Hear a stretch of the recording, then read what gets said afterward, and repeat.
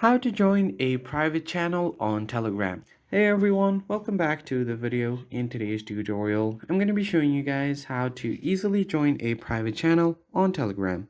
But before getting started, don't forget to hit that like button down below and subscribe to the channel. Also turn on the bell icon so you get notified about our latest videos. Now let's jump right in.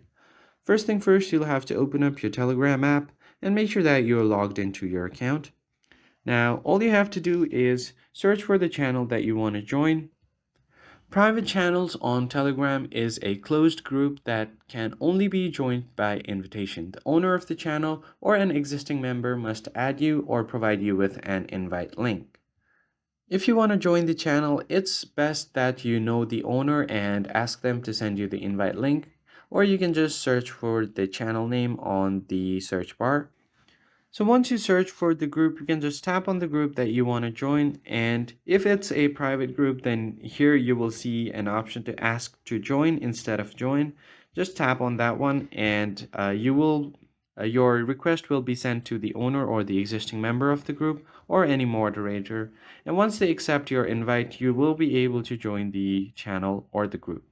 I hope you found this tutorial helpful. I'll see you guys on the next one.